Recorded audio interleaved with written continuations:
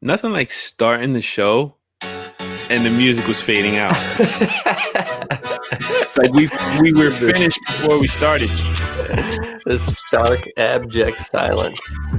Well, it's always good to take a moment of silence on a Sunday morning, Mike. Right? That's a good thing. Yes, it is. Indeed. Well, we did that now, so I feel better. Now, Mike, I know I look like garbage, but you look great this morning, dude. You do Your not look lighting like too. You got the new lights rocking right now. Yeah, I got the lights going. I'm working hard, man. Yeah, well, it's working. I'm trying. It's working. And the Mohawk thing, it's crazy right now. It's so crazy that I had to put this hat on like in the early days of content because man, I'm telling you, it's a Mohawk if you don't maintain it, just starts to look like it looks like someone just patched in pieces of hair all over the place. It's just crazy. I don't know what it is. Well, yeah, when you take it down to the buzz, inevitably it's not all going to grow back at the same exact rate. Yeah. And good morning, Maria. Morning, Maria. The Mohawk is a stark cut. It's a bold cut, let's say. And I said this a couple weeks ago, Mike. You pull it off. You look great. Also, credit to you for sticking with the Mohawk. Because I would maybe say it's similar, especially if you're getting your hair cut at home. You know how any man worth his weight in salt when shaving. If you're going to go from beard to totally clean, you take it down in steps just to see what you would look like with all the various options, So you do the goatee, and you're like, oh my God, that's ridiculous. Then you do the Fu Manchu, you're like, this is me in a biker gang. Then you do the Western, the Old West, just a mustache with the curly cues out at the end, It's funny because it's true. And then, let's be honest, Mike, we see it to its logical end. You take it down to the Hitler. So red. The last step is the Hitler. And just to see what it's like, have a couple laughs, and then you take that off, and then you're good. I've done that. Every man has done that. That's part of the fun of having a beard. That's like the best thing about shaving. Alone, though. No one knew about that. Well, of course, we all do, man. Bathroom door locked. You kid, so you just have the real long. I figure I'm shaving it. Yeah, I'm shaving it all off. Let's say if I'm going from this and I'm just going to shave it all off. Mm-hmm. That's what I do. I figure, all right, well, let's have some fun with it. Precisely. Close the door. Oh my God, yeah. I look at that like, oh wow, that's funny. That's crazy. Wow, look at me. Oh my God, that's so funny. All right, so I feel better. I'm not the only one. Why is it that the fun, as a comedian, why is it that the funniest stuff is stuff that's true? Well, I think I would take that one step further. And George Carlin said, the things that are true but aren't discussed tend to be the funniest things. And I would take that one step further and even say things are funniest when they're not supposed to be funny. So some of your best laughs come in church or something when you're or you're a little kid in class and your teacher says you cannot laugh at this. Oh my God, that's so true. My buddies, we're on this group chat of my friends from grade school, and we talk about that sometime. We talk about the laughs because we were in Catholic school, so we talk about the laughs we had in church. Oh yeah, and the times they had to separate us. That's right. Having too much fun. I couldn't set. I had one of my best friends, Ray. If I sat, they knew if we sat together, and we were in size order. And we were the same size. So we always ended up together. And sometimes the teacher would forget, they're busy. They're rushing us off to church. Yeah. And lining us up, and we got to walk over to church. And they'd forget. And sometimes me and him would end up, and we would make this is total blasphemy here. We would make fun of the church songs. Oh, of course. I mean, you're a kid. So if it was, if there was one that was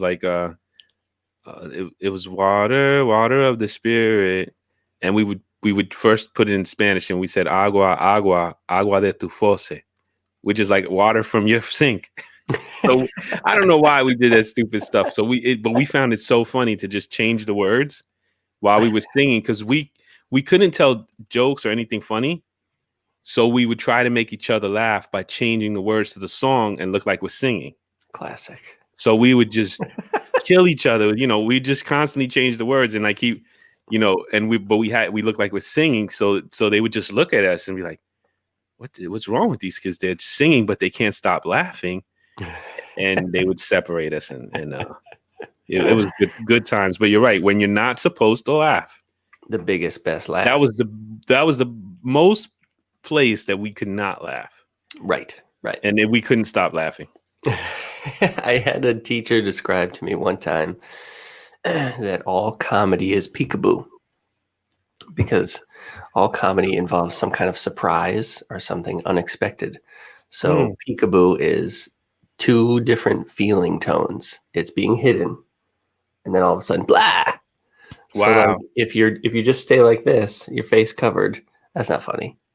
But if you're just constantly like blah blah blah, well, that's not funny either. It's the base reality of this, and then unsuspecting blah all of a sudden. That's good, man. And if you take that out to any like sketch that you can really imagine, or even a lot of stand-up things, like take Will Ferrell on Saturday Night Live when he's doing the cowbell. That like famous sketch. That's classic. Need more cowbell.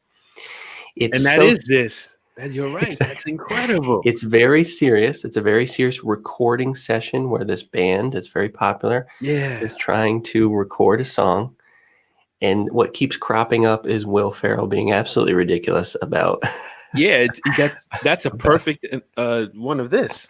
Exactly. Because it's like everything's going on, and then he keeps coming back, and he's like, more cowbell. And he takes it very serious. And he's so serious. A cowbell. It's the most ridiculous of all the instruments. And that's what makes it hilarious. You're right. That's great, man.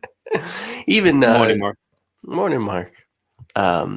Even Trump Rinpoche says that a sense of humor comes from a panoramic awareness that simultaneously you realize that something is so incredibly important and yet so incredibly not important. And those 2 things mushing up against one another. Like, it's very important that we get this cowbell track correctly mixed into this hit song, but it also, nothing matters. Like, we'll all be dead in such a small amount of time. Absolutely nothing matters. And so, honestly, you can make an argument, maybe, Mike, that the sense of humor requires the devil, or rather, it acknowledges that the devil is there, and if it's going to be there anyway, then playing with it is comedy. Which can release a little bit of the pressure, I guess. Navi coming in hot. What's he got to say this morning? Thought as a child, our church was library without enough, and the only music they wanted to hear. Thought as a child, our church was library without enough, and the only music they wanted to hear. Okay, I see what you're saying. Only other place we'd get smacked in the mouth for being loud. Well, what about those loud ass organs, Mom? Oh, he was a library with only 1 book. He said. Okay. There's the clarification. That's a good one if you think about it. I'd say, honestly, yeah. That's a good childlike thought if you think about it. There's this 1 book, and it looks just like a library. It does. It's all quiet and very. And you know what? That's actually pretty deep if you think about it, because that's the only book they're gonna read from. Yeah, that's true. And it's being shushed by older ladies to tell you to take this seriously. That is something. Wow, that's deep. Well, I don't even, and that's funny because Navi wasn't trying to be deep at all. He was just sharing. But damn it, that was deep. And that's kind of like those jokes. They're not supposed to be funny, but the truth, Yeah. Wow. And you know what's interesting too? This actually picks up from the end of last week's episode, because this is the shoe waiting to drop. we talked about that a lot, about how they people who are like really into their fundamentalist thinking, whether it be from science to Christianity to the tones of sound and whatever it is, tree hugging fanatics, whatever.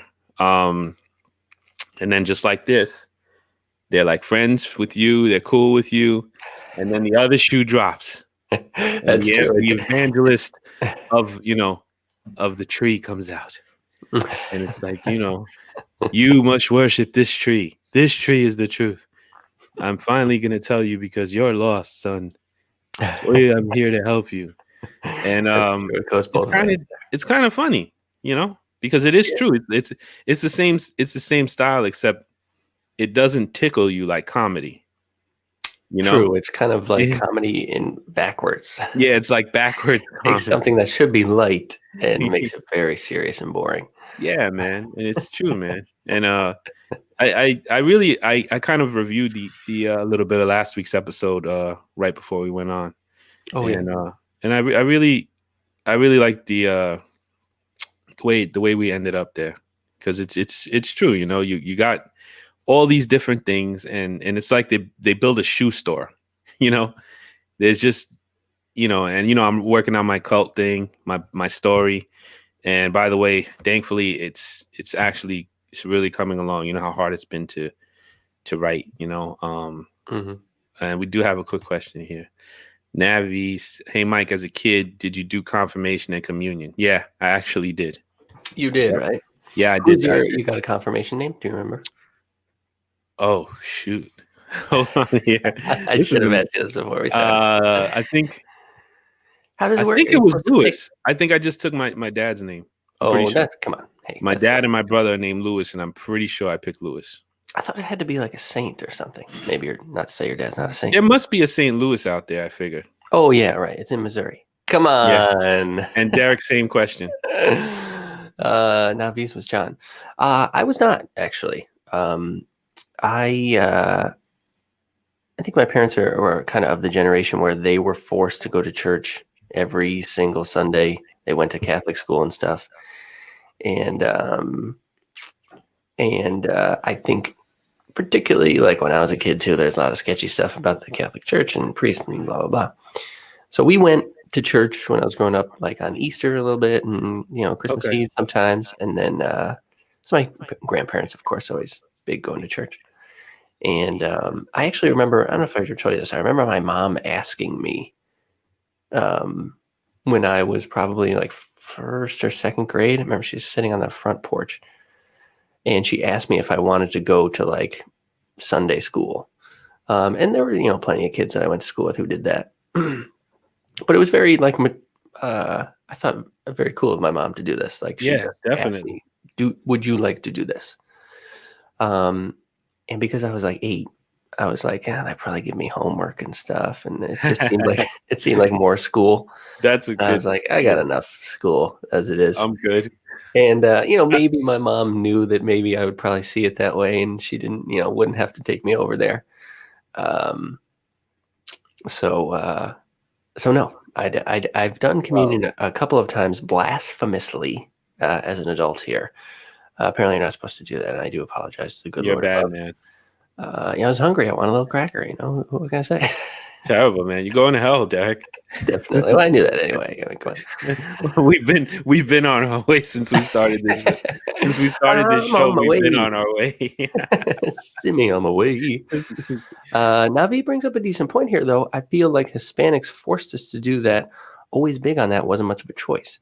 That is true, I think, amongst Hispanic and the Black community in America. I think religion is still very much more prevalent in the culture. Mm-hmm. And in some ways, that's actually honestly a kind of a good thing. I think there's more of a sense of community there. But yeah, when you grew up going to church, Mike, and this is a question we asked Townsend also. You made me think of it because Townsend was like, I liked church when I was a kid. We stole the cookies after the we had like cookies after Sunday. We always took more than we were supposed to. Which is like Jesus being like, you can have some cookies, man. You sat through my whole service and you're a kid. Go ahead. Well, there's even a story of I think it's David eating the showbread, they called it. And he defended it, and that's in the Old Testament, I think. Really? Yeah. So Jesus said, "Eat my cookies." Well, David, which is he's descendant. Jesus is a descendant. Yeah. So it's come up before, but I want to big up your mom though. Just say big up to Derek's mom, because that's pretty awesome parenting right there. I think so. To just sit there and have that type of conversation with your kid, and so big up to Derek's mom. Thank you. I agree. For doing that. That's pretty cool. And here I am talking about Jesus every Sunday. So in the long run, Yeah, actually, it worked out. worked Actually, out perfectly. but when you were growing up, Mike, was church like this grim duty? You're like, oh God, we gotta go. No, it was like from my parents. It was really nothing even to think about. Uh, they weren't even thinking of going on Sunday. Oh yes. No. So I mean, the only times I think they went was when we did like the sacraments, like because we were in Catholic school. So I think they kind of were like let my mom was she was raised, and it's interesting too because I had to research this for the book I'm working on. So I actually know the answer to this stuff now. My mom had like two sides. She had like three different examples of spirituality. When she stayed in Puerto Rico, which she did for like a couple years in middle school, every summer, she would go to stay with her aunt, Titi Adela. And Adela's like the most talked about person in my family. Like she took care of all the kids. Her house was in San Juan. You know that street where you see all the pictures of Puerto Rico and San Juan with all those different colored houses on that street. Oh yeah. Mm-hmm. One of those was my aunt's house. And everyone, and it was like it was kind of big, and everyone stayed there for a time. My grandmother, my brothers and sisters, like when they were younger, they stayed there for a while. So when she stayed there, that aunt was connected to the church very heavily and very strict. Mm-hmm. So like my mom had to do, she had to be there at 6 a.m. for mass. If they wanted to go to the beach or something, they had to make sure they went to church first on, let's say, on a Sunday or something. Mm-hmm. So she was very connected to that. And it was very, serious. She went to a school that was connected to the Catholic Church when she was there.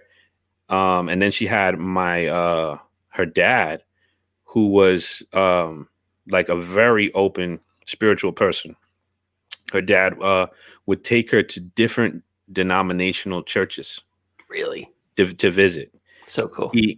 So I found out a lot. My grandfather actually he was a prolific poet. He's written many books on poetry, most of them about love and spirituality. Mike, do you have those books? I just got one of them. Really? So I'm learning a lot more about this stuff now because I'm researching it. And I hardly knew him. Like we've had in my life maybe 2 conversations, and they weren't much of anything. Well, you're probably a kid, right? Well, I was a kid, but he lived in Puerto Rico. Oh, okay. So it's like over the phone or something. Yeah. Yeah. So it was like he visited one time, and then I saw him when he was older. When I visited my mom when she lived out there, like after she retired for a little while. And so there was that example, which is a very open kind of seeker. And then you had, on the other hand, you had my grandmother, who is like had these natural spiritual gifts, I would say. My mom's mom, and she actually read the cards. She actually she predicted my birth when my parents were separated. Come on. My parents were separated, and my mom went and had the cards read, and she said to her, she said, we're in New York City, mind you. She said to her, I'm seeing palm trees and a baby boy. And she's like, well, I broke up with, my husband. I'm here alone with the kids, and we're in New York City. Little did she know, about a year and change later, I'm in her belly, and she's living in Florida.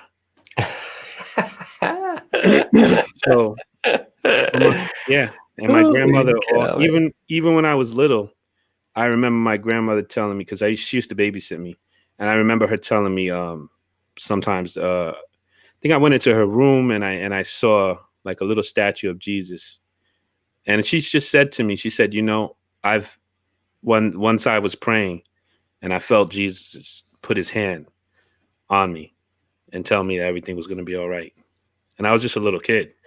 Damn. So she had like she didn't go to church, and she was pretty in tune, my grandmother. She was pretty in tune with spiritual things because she visited the cult once, and she came back and she said, "That's no Christian church." One time, Wow. she said that's witchcraft. Grandma. She said that's witchcraft No kidding. immediately. That's what she said. You know, like that dark. Basically, was she said it in Spanish, and the way she said it was like dark. It's darkness. It's not like good. You know, goodness. Mm-hmm. So she was saying it was like the dark, spiritual practicing. And Okay. damn it, she was dead on. She wasn't right. I mean, she couldn't have been more right, you know. And she never went back. So That's one of the things that I think people who are strictly scientific atheists, it's all a mistake that we're here, folks, have kind of, and especially people who like worship material success and things like that. One of the biggest travesties about that is you have removed the magic, at least some of the magic of existence. And that, if you just believe sometimes coincidences happen and it means absolutely nothing, and what are you going to do? Take whatever scientific research is done about X, Y, and Z. It's up to you to decide how important those kinds of things are, those instances are. And that's a question I think, we should always ask our guests on Wednesday is like, what's the most spiritual moment you've ever had? Have you ever had like a religious moment in your life outside of any formal terminology about this was a miracle or this was Jesus spoke to me or Muhammad was Damascus guiding Road, me? Damascus Road experience. Yes, exactly. Something like that. Yeah. Because I would venture to say that almost everyone would have an answer to that question. And honestly, I mean, a lot of my spiritual seeking comes from a sense of fun, to be honest. And there are certain things that I believe in, which if I had to give you a concrete answer about it, I would, and you really backed me into a corner and said, well, scientifically, it doesn't show that there aren't really some things. I would just have to say, look, man, isn't it more fun to believe that there's a common consciousness subneural network, that it connects all thought through all space and time, and that at certain moments we're able to dip into that neural network and pull out a coincidence, a synchronicity that we can experience as meaning in our lives? Don't we have a little bit of control over that? And isn't it just more fun to believe that? Maybe that's not a good answer to some people. Well, you have a sympathetic ear with me all the time with this. Oh, thank goodness. And I think you're completely right. So I'm always going to be here to validate you on all those things, Derek. Thank you. Thanks so much. So you're not going to get a fight out of me, man. but I think I would dare say, and I'm not the only guy saying this, we all have them. We're just not noticing them because we're not looking for them. And and that's true. If you're not, that's where the whole awakeness idea comes. Yeah. You're asleep, you're not noticing anything, and all of a sudden you wake up and then you notice all this stuff. And I've had moments where I remember them, like they were yesterday. When something really strong happens, you just remember it. You just can't forget it. There's a lot of things you can forget, but those things, it's like something happens in your brain and it leaves a stamp in there of that moment. Mm-hmm. And at least that's how it feels to me. And I think like I've had two times where I was experiencing something like that and I had a witness to it with me. And that's like, I mean, you go for your science on that one. You know what I mean? Like I had a moment one time. I wrote about this too in the cult story, like where I was in a room with somebody and I smelled like this burning of wood. And there was no burning of wood anywhere. There's a whole story to it, but this is like the part where like there was a witness to it. And I said, because I'm like, wait, what? This is crazy. Like, and it's so sweet. I never smelled anything. It's like, you're smelling something that it has so many contradictory elements. Like it's sweet, it's burning, it's wood, but it's not wood. Like it's like this unique smell. And Where I'm were like, you when this happened? Did you say this? I was actually closing down my studio in Manhattan. Okay. So this is a So moment. I'm putting everything away. Yeah, it's like a big life moment. I had finished the spiritual album, and I was kind of like, in a difficult spot, and I was wondering if I had wasted my time with it. Mm. Because it just led me into a lot of disappointment. What's the spiritual album? Forgive me That's for not. Shok, The Lost Truth. Really? That's actually it's on iTunes still. Really? If anyone wants to Google it, it's Shok, and the name of it is The Lost Truth. But yeah, that was like my attempt at sort of making Christian music in in the culture. And I was in there, and it's like, damn, man. It felt like crap. Like I felt like I missed every sign. I missed the boat. Mm. So I'm smelling this, and I look at someone's with me helping me move the stuff. So I carefully, and I'm like, and I look at him. He's got a kind of like, he's doing something, and I'm like, do you smell that? Now, there's no way that I could be tricked at this point because I know what I'm smelling. Mm-hmm. Now, if he says he's smelling the same thing, I'm like, whoa. And this guy was also, he was also a seeker also. So I'm like, what do you smell? And he's like, he said, it smells like, what is his exact words are hard to remember. So it was a long time ago. But he says it smells like the Lord is burning in here. That's what he said. Something like that. And I was like, wow. Oh my goodness. And I looked, and then I went outside. I looked at, there's a studio next door. Is there a fire in here? I go in the hallway. You get buried at some point. I go to the fronts of all the doors because it was in the New Yorker hotel. And I go, and I'm like walking around, and I'm like smelling. I'm like, nope, it's not anything like that. And it went away too. It would lasted, just maybe 20 seconds, 30 seconds maybe. And it went away. And that's one that I don't care what you tell me. A man with an experience is never at the mercy of one with an argument. So that is an experience that to me is too powerful. Because how's he going to know what I'm smelling? Good point. What's the meaning that you drew from that, if anything? Well, I took it as the album was sort of a sacrifice to me. There's a lot more to it. The album was a sacrifice to me that I was doing for God, to me. That's how I saw it in my head. And when you smell the burning, it was to me like it was accepted. That's how I took it. I'm putting away the studio. My music career at that point is done in every sense, like I was starting to work a regular job. It was over. That was like I was temping at where we're at now. And I had the studio still. And Now V has a great. I'm sorry. He said that was God. Oh, sorry.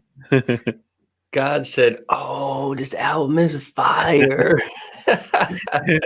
Boy, he said this album's so terrible, I'm burning it. One or the other. Oh, shoot. So that's awesome.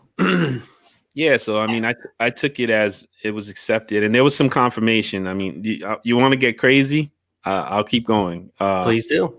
I had a dream that, like, I was trying to figure out what was the meaning behind it, and it was. I had a dream, and for some reason, it was these numbers were in it, like 15. And I woke up and I wrote down the dream. And 15 was like the number that I got out of the dream. And I'm like, I don't know. It was like 115, 215. Like I woke up thinking of 15. And then I go and Erica goes, take out the meat for dinner, to defrost it for tonight. Like when you go, we go get breakfast, get coffee. It's like a Saturday. We normally take out, like if we're going to cook a meat, we usually freeze the food or whatever. Mm-hmm. So I took out the meat and then I looked at it. And the price on the meat. So sacrifice is usually an animal. And the price on the meat was 15, 17. the studio that I was renting, the people that I paid the rent to, which also was significant because it's a price that I pay. Yeah. Their room number is 1517 in the New Yorker. My room was 1518 where the studio was. So I'm like, holy crap. To me, that was my answer. Because I was still questioning, like, all right, all right, maybe it was something, I don't know. Maybe someone was burning something downstairs. We both smelt it. It smelled like nothing I ever smelled before. So I'm still like questioning. But the dream, waking up, thinking of the number, I mean, it's too much coincidence. The thinking of the number 15. Like this is what I woke up. I woke up thinking 115, 215, 115, 215, 115, 215. I'm like, what the heck? And then I further thought about it. And it's 2 rooms. They're both on the 15th floor. 115, 215. 15, 17, 15, 18. Those are the 2 rooms. And I paid the rent to the person who owned it, that room in 15, 17. So it was meat. The number was 15, 17. You smelled the burning. I mean, I usually, I'm actually, the fact that I'm sharing this, because basically I just took myself into crazy land. Well, for a lot of people I work with, for and that's why I'm very reluctant to share things like that, because there's 2 schools of thought. Mike's making it up. Mike's crazy. His mind just works. He's just so nuts. And then there's the ones who are like, yeah, that's something like that happened to me too. And those are the only ones that are going to buy into what I just said. Entertain. Yeah. The only people who hear what I just said are going to be people who be like, yeah, I remember one time, something like that happened to me too, similar. And they're the only ones that are going to buy it. Everybody else is going to be like, either I'm psychologically nuts, which you are, or I'm just a flat out liar. And that's why it's very hard, when you're in spiritual circles, to share things like that. Because when I was in like the cult, and if I shared anything like that, the like backlash that would come was crazy. It was crazy. Well, it's funny, Mike. Actually, you have mentioned to me a couple times, as I would say maybe a year or 2 ago, was very into looking for these little symbols and signs and things like that. And I still do believe that a lot of times those synchronicities or coincidences, should you choose to receive them as such, are little tips of the cap from the universe saying, hey, you're in the right spot, or hey, look at this thing. And I had mentioned that to you years ago. And you said to me, yeah, but you got to be careful with some of that stuff, because you can also just drive yourself crazy doing that, which I think is something you have talked about. Navi says, I never know how to take those signs. Now that's a second level of understanding. I want to jump to that in a second. But like just the sheer recognizing them, choosing to recognize them or not. Well, it certainly is true that you can, if you're like constantly taking with every step in life, being like, is that a sign? Is this a sign? Is that can I be, that you can, like, that's no way to live life. That's absurd. That being said, yeah, I do think these little synchronicity things, and to Navi's point about how do you take those signs? Well, ask yourself, because if we are all the children of God, if we are all have a little drop of light in our heads, then our understanding or our thinking of what that thing means to us is in fact what it means. This is the placebo effect, according to the doctors. But if the placebo effect creates a concrete mental pattern in your head, it's real. It's as real as anything else. And that's why magic can be, engage with the magic of the world and the synchronicities and coincidences and bizarre happenings of the world to the extent that you find them fun. Because again, it's just a better way to live. I mean, come on. I mean, isn't it more fun to have a story to say, I did this, I made this career path or whatever because I felt whether somebody spoke to me or I saw these numbers or I felt I had a deep conversation with someone where they mentioned a story that I didn't even know they knew about. Isn't that more fun to be guided by the power of the universe, dare I say God, than just, I said, what are you going to do? I hated my old job, so I left it. What's going on? And again, the placebo effect is scientifically provable that it changes the chemical reactions in your brain. And some of that, my friend, is just up to you. Are you willing to hear it? Are you willing to accept it? Are you willing to be impacted by it? Because to the extent that it's fun, to the extent that it has a positive impact, I say go for it, man. I mean, It's not going to hurt, Well, we got some comments here. I don't know who this is, but they say, I think, first off, let's because I think this might be Joe. So I don't know if it's because he's commented through the group or whatever, but he said earlier here, my initials are JEK. When I was going for my confirmation, my brother Robert, who is my Uncle Bobby, lobbied hard for me to choose Robert as my confirmation name. Sorry, not going to have Jerk as my initials. I don't know how I missed that one. Sometimes the comments roll too fast. That's a good one. That's fantastic. You would have been a certified jerk then. You would have been certifiable. Isa, welcome back, Isa. Hey, Isa. Says, no coincidences, all things are synchronicity. Now, like I said. And if anyone has my grandmother's gift, it's Isabel. There you go, right there, Mike. And I think the science or the math aside, it's more fun to live in the realm of synchronicity.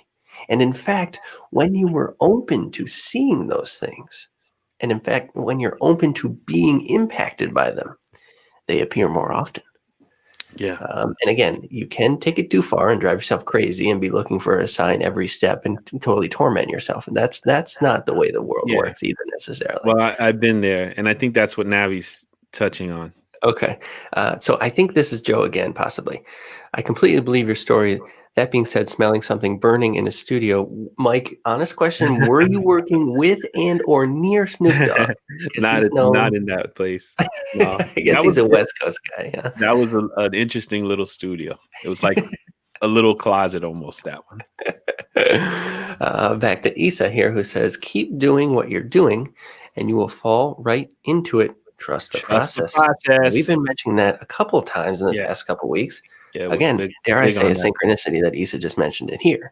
Mm-hmm. And that reminds me, of course, of the teaching that you are never more than one step off of the path. Keep doing what you're doing and you'll fall right into it. This is true when we have big plans of I'm going to do this, then this is going to happen, then this is going to happen, then this is going to happen. We're inevitably disappointed because the world, as Alan Watts would say, is very wiggly. Things don't turn out exactly how we think they would.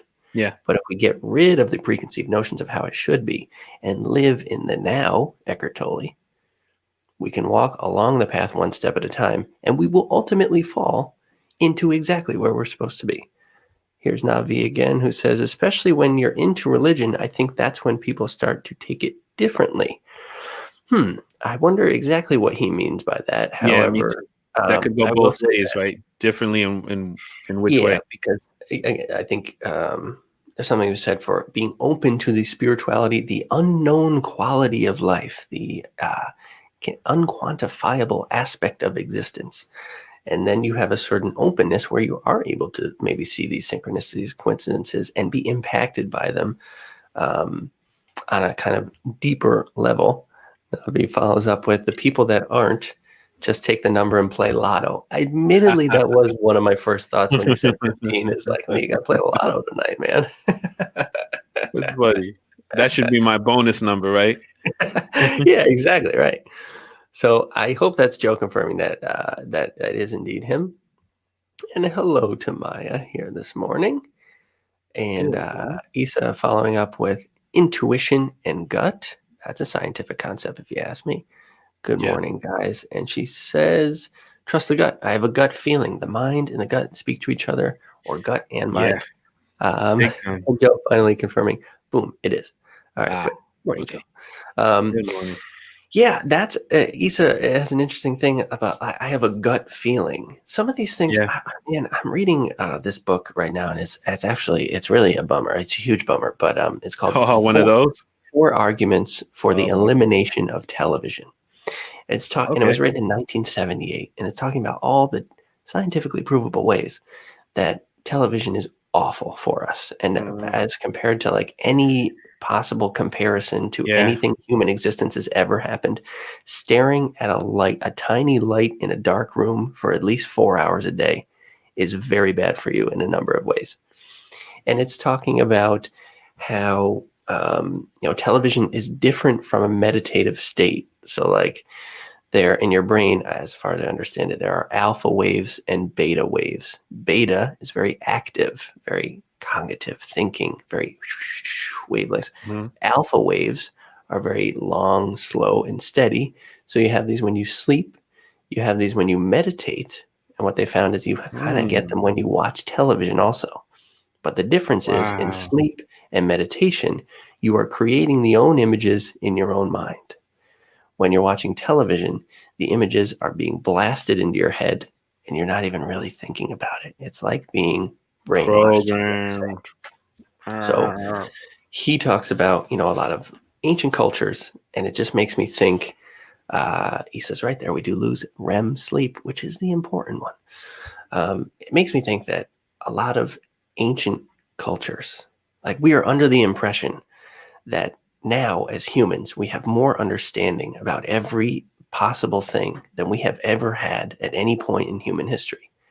And I think while maybe ancient civilizations didn't have the terminology or maybe the depth of knowledge into specific scientific fields of research, I think they probably, it's almost inarguable to me, they had a much better understanding of a sort of holistic approach to living. And there are certain things that still trickle through to our modern American culture today.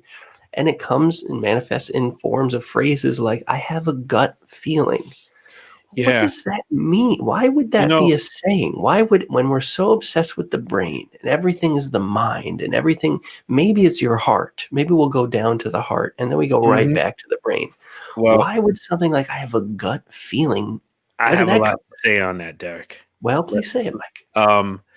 so in the book I'm working on, which is The Gift Wrapped Up in a Nightmare, my cult story, there's a moment that I picked on.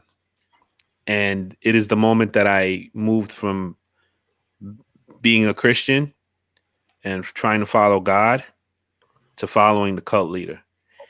And I recognized this specific moment. And one of the things, without even going into detail of the moment, but emotionally, at that moment, my gut, my heart, and everything in me was telling me it was wrong.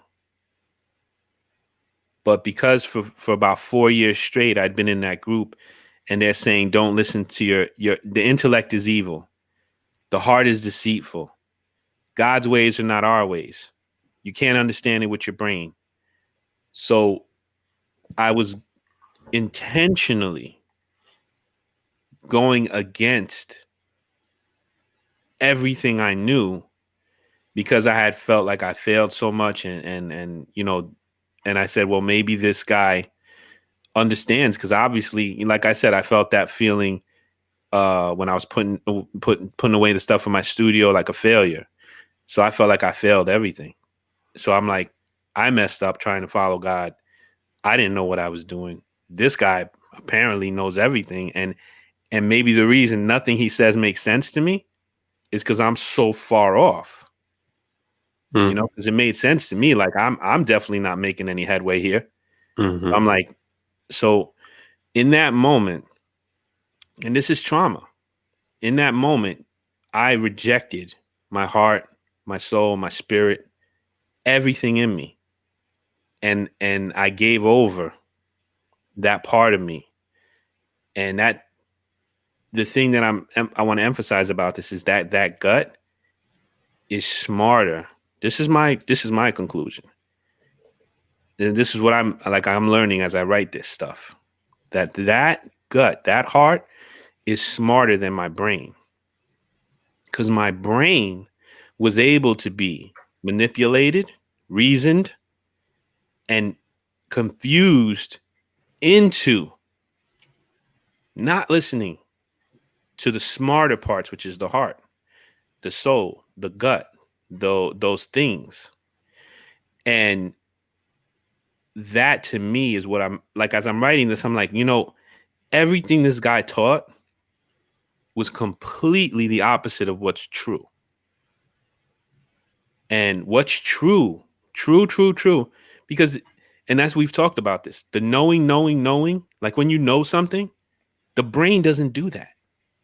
The brain never knows, which is why intellectuals are just completely confused. Completely confused. They don't know. Well, why this? Well, why is the the QAnon group doing this? Why is this? Why is that? Well, I can't understand. Well, let's look into the therapeutic process of disepolization and the ionization of culture. Yes, that's why. Yes, as their culture was ionized by the syncopation of and they go through this whole thing, and at the end they didn't get anywhere except maybe congratulating each other on understanding how the people got there, as far as they know. And that's still they never at the end know. And I think that's because they're sticking in the brain. You're never gonna know up here. You only will know here. And the funny thing is, all you got to do is crochet. To know here, all you got to do is steadily crochet. And don't put too much stuff up here that's going to confuse you and make no sense. Yeah. Crochet and listen to this, your heart, your gut, whatever you want to call it. It's the same knowing, we know certain things.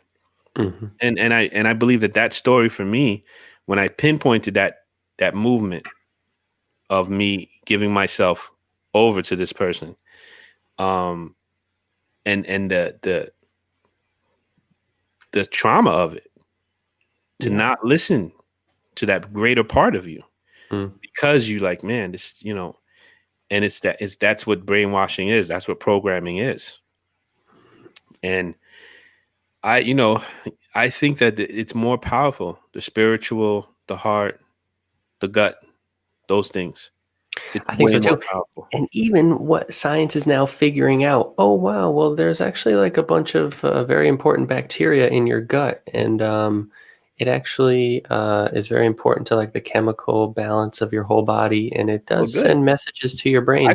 I got plenty of that. Good. You know what I learned too? Joe says here quickly, it might be easier to understand if you change gut to core, which again is another that's common parlance. I just felt it in my core. In my core. Just something in my gut. I like core. Core feels good. It's like core. People immediately know what you mean when somebody says that. And yet it still is kind of like a fuzzy scientific concept, let's say. Issa loves to talk about Charles Darwin. He's my sworn enemy, Charles Darwin. But this brings me joy to know that on his deathbed, he acknowledged spiritual awareness. That's cool. Right, Chuck. You weren't right about everything, Chief. And I don't know what that is. Microbiome. I don't know. Okay. Well, can I then, I guess, I just would like to mention a bit of synchronicity in my own life, Mike, if I could. Oh, yes, please. This was a bizarre thing that I put together. I had a very difficult week. Let me put it this way. So on Monday morning, I found out, very unfortunately, that a friend of mine from New York City down here, fellow comic, passed away. I was absolutely floored by this. I didn't know he was sick at all. He's 31. And he apparently in April was diagnosed with a glioblastoma, which I had no idea what that was, of course. And I Googled it. The first description of it says it's the most aggressive type of cancer that can be developed in the brain. Which is just like, can you imagine getting a diagnosis like that? That is like And at the such a worst. young age, man, it's Yeah, heartbreaking. That's the I mean, kid's 30 31. My years old. goodness. Insane. And so this kid, Ben, very funny dude. Like, honestly, the first friend that I made when I moved to New York City. I took my first improv class with Ben. That's how I met him. We were the two funny kids. We ran around, and I went to my first stand-up open mics with Ben. We didn't know what the hell we were doing. It was just like, hey, who's that red-haired kid and the blonde kid? They're always running around together. They're not very funny. And, we're just leaving open mics being like, I don't know. I think that was okay. That was kind of all right, whatever. And that was back in 2015. Wow. So we kind of like went our separate ways a little bit. I started doing the musical comedy thing. Ben was in sketch shows. Thank you, Isa. I have seen Ben like absolutely torch a room in a sketch. There was a sketch where like people were in a gym working out, and then there was this like cauldron in the middle, and then this like sort of like wild and crazy fitness trainer emerged from it to like yell at people, and that was Ben. I mean, just like people busting out, like an entire room of people. Thank you, Navi. Entire room of people just like cracking up at Ben. He's like such a funny kid. And it just something like that. It like makes me feel a little older. It makes me realize, oh God, Jesus, I'm not like new at this performing in New York City kind of thing, because it's like 2015. I mean, it doesn't feel like long ago, but it's almost 6 years ago now. And then I am also, like I said, reading this book about how terrible the television is. And this guy's talking about, this book came out in 1978. And, he didn't even really, he doesn't mention the internet. But the internet, in terms of its impact, is worse. Imagine if that guy would have seen this stuff. Exactly. He probably would have been like, it's over. It's too late. Right. And that's what I was feeling this week, coupled with the inauguration was this week. Oh my gosh. Yeah. And to put it briefly, I think this country needs like bold leadership and new ideas. And the bizarre coronation of this 80-year-old ancient person, and everybody has a mask on because we're in the middle of a global pandemic, and yet the television is trying to tell you this is the greatest evening that has ever occurred in American history. And it just made me think like, oh God, it makes me feel so helpless. And honestly, most of the people involved in politics, they think of all the power and all the things they do to preserve their lifestyles and their mansions and their yachts. And why are they doing it? It's because they're more afraid than anybody. And think about all the ways that they hurt people. Thousands, millions of people are impacted by their decisions. And all because they're afraid. And really what a lot of it is, they're afraid of dying. And so they hurt millions of people every day, children starving on the street. All the while, people are out here getting brain tumors at age 31 and dying. And you would think they would have a little bit of perspective to just, dude, I don't care who you are, where you are. You want to call your mom on the phone and make sure she's okay. And you want to have a couple drinks with some friends on Friday night. I don't care who you are or what your belief system is. Amen. That's the name of the game, man. And so it makes me feel powerless. And it makes me feel like the country, the world is running off the tracks.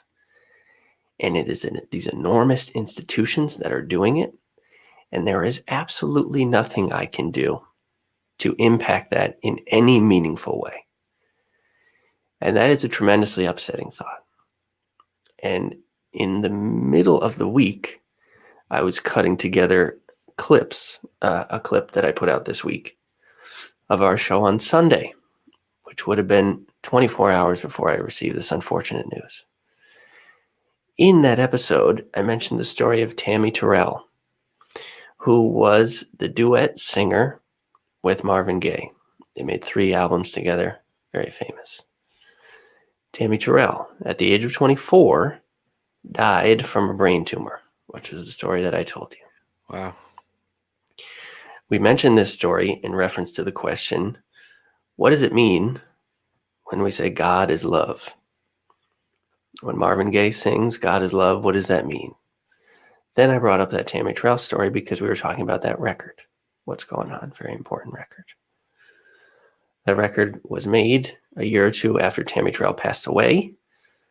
She was, of course, overworked and stressed, which certainly didn't help her medical condition. She passed away at 24. Yeah, that's super, super early. And so Marvin took this to heart. In some ways, he never really came back from it. This is when his drug use really got out of control. But he put out What's Going On, which was his first socially conscious, incredibly powerful, meaningful, profound album. And you said to me, well, that answers the question of how is God love? So Marvin took this terrible occurrence in his life and allowed it to be coal in the fire of his belly, his creative mind, his contribution to the world. And we have talked about this on the show before, Mike, but there's 2 ways to look at it. There's 2 ways to look at existence. One is we're just a tiny grain of sand in an infinite universe, and we are here for so little, and we're so small. How could we have any impact on anything? And that is, dare I say, a very scientific, very black and white, very atheistic view of life. The other side of that coin is, yeah, but in a really unlikely scenario of existing now, we have 1 grain of sand. We actually get to have a whole grain of sand to impact the world to the extent that we can. And I've not fully been comforted by this thought, but it's the only thing that brought me any comfort, and the only thing that may well bring anybody any comfort at any point in life is, look, man, me personally, I'm not going to be able to give everybody health care like I would like. And that is tremendously frustrating. However, I suppose what I can do, and all I can do, is in every moment of my life, no matter where I am, what I'm doing, try and bring love and compassion into the world so as to put more love and compassion into the ingredients of the supercomputer that is the universe. And that impact, although it may not change the world by the end of next week, will ultimately it will be the only thing I could do anyway. So that is frustrating in some ways. And yet, it's quite beautiful also. And so that's synchronicity. Yeah. And I mentioned that on fucking Sunday. Yeah. And first thing Monday morning. Yeah. And then I really didn't even put those 2 things together until every week I try and sit down Tuesday night, whatever, and put together a clip of the show. I knew we mentioned something cool about Marvin Gaye, and I thought that was an interesting thought. So I just went back to that moment. And as I was putting those things together, I was like, holy shit. So I don't know. To the listener, what do you make of that? Mike, what do you make of that? I think there's something there. And I'm going to choose, again, because it's more fun, to be impacted by that. Well, first of all, my condolences. I told you that, between me and you, but I want to publicly say that. Thank you. and you have had a very, very long week. This week must feel like 3 weeks to you. It was crazy. Like last week's episode to this is probably 3 weeks ago to you, or a month. It was. And thank you for sharing that. And as usual, I couldn't agree with you more. You bring to mind something you speak of often, and it's stuck with me. Suffering is grace, and it seems like you got a little bit of grace before your suffering by that message, and it came to your mind, and it was beautiful, man. What you said, yeah, I gotta put this up. I don't know if this is Uncle Joe, but Derek, whether you are aware of it or not, you just gave an amazing eulogy to your friend. Beautiful. So sorry for your loss, and amen to that. Thank you. And you're already doing it. You're already spinning. And the seed dies and gives birth to the tree. Yes, It's that is true. just the way things are, man. And it's difficult, it's painful. But this it's a paradox. At the end of everything you said, you expressed the paradox of it. That it's awful and it's beautiful. When we hit those paradoxes, we know we're in a good place. I know. Yeah, that's true. Unfortunately, Yeah. good place being alive. You're alive. You're in tune. You're experiencing it, and that's life. Yeah. And thank you for sharing that, man. I think it spoke to everybody here, and that awakens. Yeah. Because it gets down to the simplicity of life. You started, you put you had the government, you had this, you had that, the acknowledgement that people starve just because the people in power decide they should. These terrible truths, that when you dig in, if we spent 1% of what we spent on defense, no one in the world would be hungry. Right. These terrible truths. And it is what it is. And here we are, and but a life for us, it's funny. I don't know. Like it's making me think of something. Maybe this is some more synchronicity, and we're going a little over. But hey, what the heck?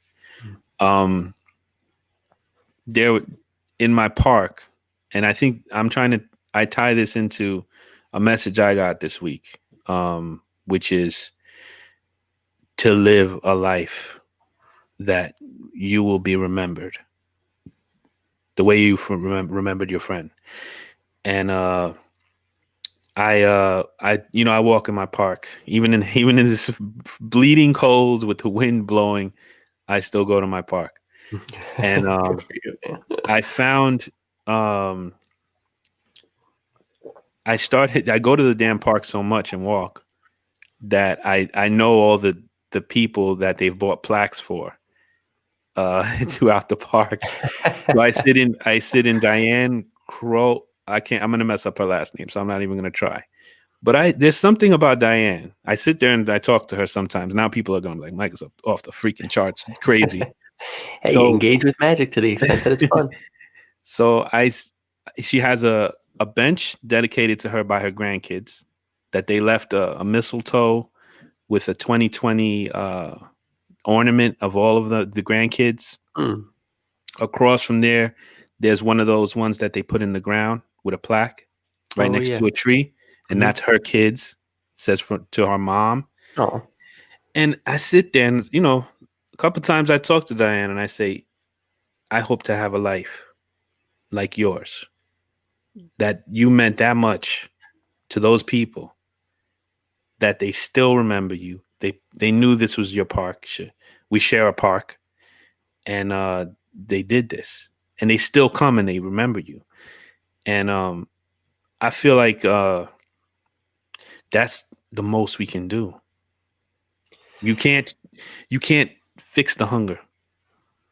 Jesus even said, "We'll always." One of the things I hate that he said.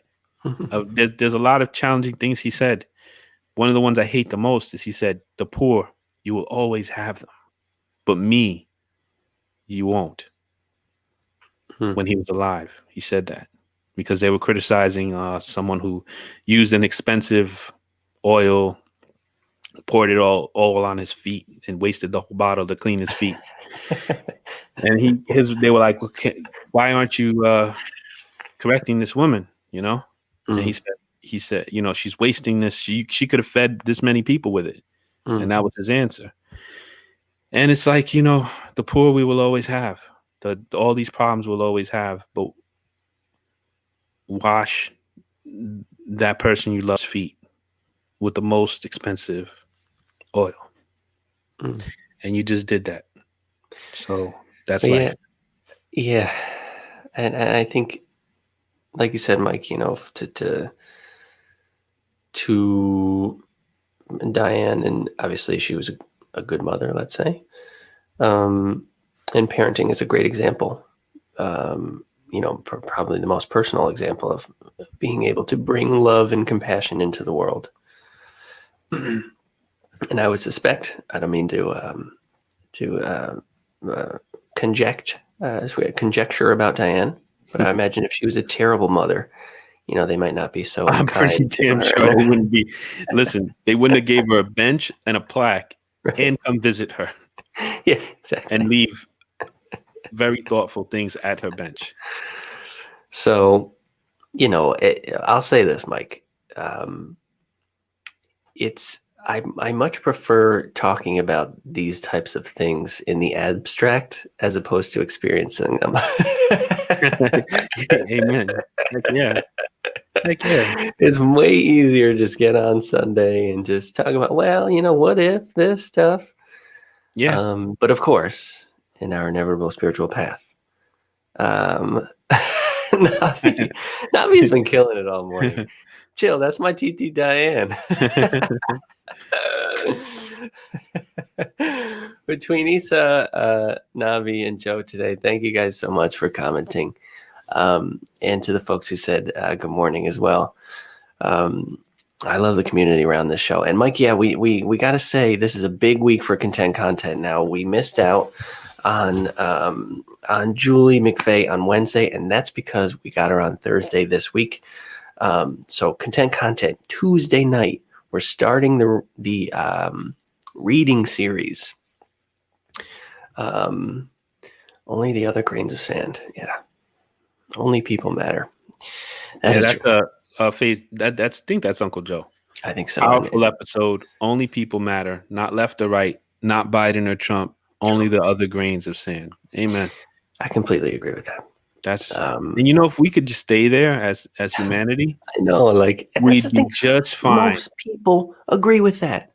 It's the goddamn television that's telling you that that's not true. Yeah.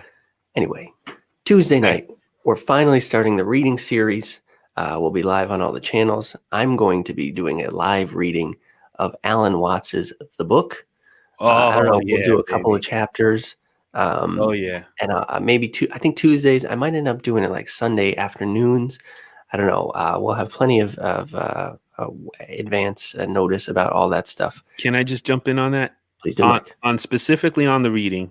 Yes. If anyone is on Clubhouse app, please let us know. Just leave a comment, send us a message. We're going to be doing stuff like that. Maybe even that. I wonder if we can tie it in. I'd love to do that. We probably could tie that into that reading. I wonder if we could broadcast over there. Yeah. Yeah. Go on Facebook and at the same time. I think we can definitely make that happen, and just open up a room in Clubhouse, and at the same time we'll be doing what we usually do. You'll go live, you'll read, and I can probably take care of the Clubhouse part. I'll just go live on Clubhouse. Yeah, right. And I'll take the audio that's coming right out of my computer, and you'll be reading, and I'll take care of that part separately.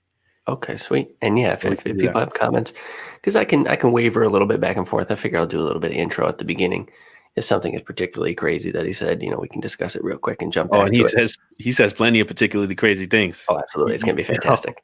But I figure it's a great place to start. We talk about that book a lot on the show. Yeah. That's Tuesday night, approximately 7 p.m. Again, we'll nail that down for sure. Wednesday night will be my first solo late night show with our dear friend Harrison Crown, who you may remember from the Quarantine Confessions episode, an old friend of mine. He is a licensed therapist nowadays. So we'll have more of a scientific perspective. I'll make sure to push him on the concept of God and really hammer that down. And then Thursday, the moment we've all been waiting for, Julie McVeigh is coming on the show. So that's Tuesday night, Wednesday night, Thursday night, all at 7 p.m., all on Content page. We've got content out the wazoo this week, folks. Wazoo. So it's going to be fantastic. I'm very much looking forward to all that stuff. Thank you again for listening, watching, commenting today. Subscribe on YouTube and Spotify and all that stuff. And Mike, thank you for chatting with me this morning, man. I think we did some good work here today. I didn't know exactly what the heck to say this morning, but I feel like it went all right. Yeah, it always does, man. I had no clue either. I was grasping for straws in the beginning, but thankfully, we always end up in a good place. And I think so. It all started with lunch, sushi, and a couple of guys spilling their guts to each other. That's right. And here we are, 5 years later. 5 years later, and we're almost a year's worth of episodes too. That's true. So that's pretty damn cool. That's pretty cool. All right, guys, we will see you this week. We got 3 Tuesday, Wednesday, Thursday, 7 p.m. And we're going to be starting to go on Clubhouse too. So if you're on that app, please follow us. Peace.